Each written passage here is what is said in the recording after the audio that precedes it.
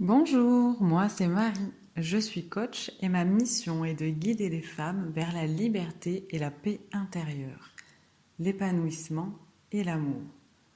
Je vous propose différents outils pour reprendre contact avec vous-même, vous reconnecter à votre être intérieur, reconnaître et accueillir les différentes parties de vous. Ensemble, grandissons et éveillons nos consciences. Aujourd'hui, nous allons voir ce qu'est l'estime de soi. L'estime de soi et la confiance en soi sont deux concepts souvent confondus. Ce qu'il faut savoir, c'est que l'estime de soi s'apparente à un sentiment, alors que la confiance en soi implique des actions.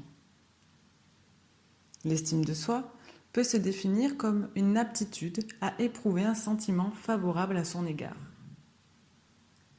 En d'autres termes, de l'opinion que nous avons de nous-mêmes et de la valeur que nous nous donnons, comment nous nous jugeons. Lorsque nous souffrons d'une mauvaise estime de soi, c'est qu'il y a un écart entre la personne que je voudrais être et celle que je crois que je suis aujourd'hui. C'est cet écart qui fait que je me sens malheureuse. L'estime de soi est donc à mettre en rapport avec la valeur que nous nous accordons. L'estime que l'on se porte est liée à la confiance en soi, l'image de soi et l'amour de soi. Elle est le résultat d'une évaluation que nous faisons de nous-mêmes et de nos actions. Par exemple, si pour vous, la santé est une valeur essentielle, j'imagine que, du mieux que vous pouvez, vous faites attention à votre santé par différentes actions. Cependant, il peut vous arriver de faire des excès et de profiter, de lâcher du lest, de passer du bon temps. Mais lorsque vous vous rendez compte que vous dépassez la limite, celle qui vous montre que vous n'êtes plus dans le prendre soin et la santé, alors votre estime de soi va progressivement diminuer. On peut se servir de la même manière de l'exemple sur la valeur de la fidélité ou de l'honnêteté. Ce qui montre que plus je vais agir en accord avec qui je suis, ce que je veux être, mes valeurs, et meilleure sera mon estime de soi. Sachez que peu importe le niveau d'estime que vous vous portez actuellement, il est toujours temps de l'améliorer. Avoir une meilleure estime de soi crée le bien-être, facilite les relations car nous serons moins sensibles à ce que les autres pensent, aux critiques, au rejet, à l'imperfection, parce que nous savons la valeur que nous avons. Avoir une meilleure estime de soi permet de créer des opportunités dans sa vie et d'attirer de meilleures personnes.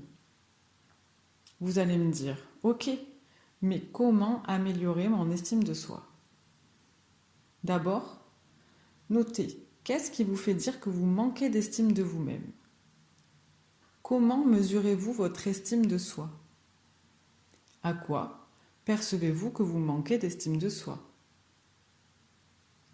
Pour évoluer, il est important de savoir d'où on part. Prenez le temps de noter comment vous vous voyez. Comment vous remarquez que vous manquez d'estime de vous-même.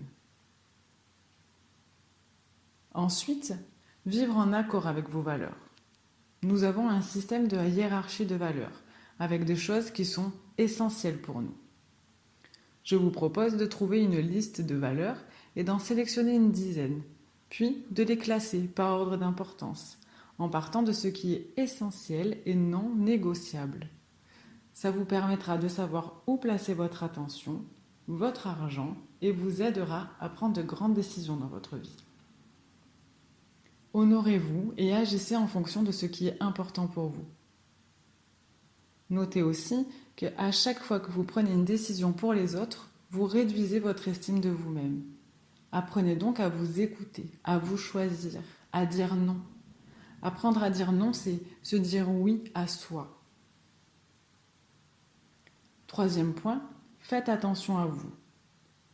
Apprenez à prendre soin de vous, de votre corps, à manger mieux, à respirer, à mettre en place des actions qui vous font du bien. Comment voulez-vous que votre corps vous aide et coopère si vous le rejetez? Qu'est-ce qui vous fait du bien, vous remplit d'amour et de joie?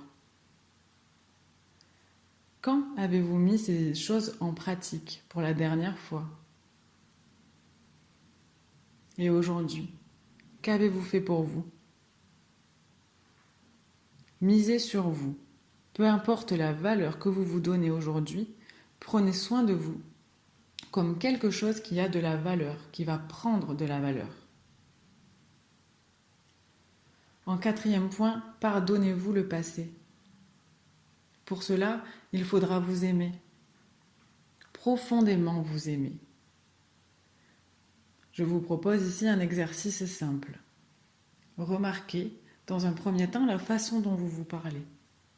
Et faites attention à ce que vous vous dites, dans votre tête, en permanence, toute la journée. À certains moments de la journée, je ne sais pas, faites attention à ce discours intérieur. Puis, changez les phrases négatives et dévalorisantes en encouragement et messages d'amour. Par exemple, s'il vous arrive de vous dire « je suis nul », corrigez-vous et dites-vous pardon, je retire. Dites-vous que je fais de mon mieux.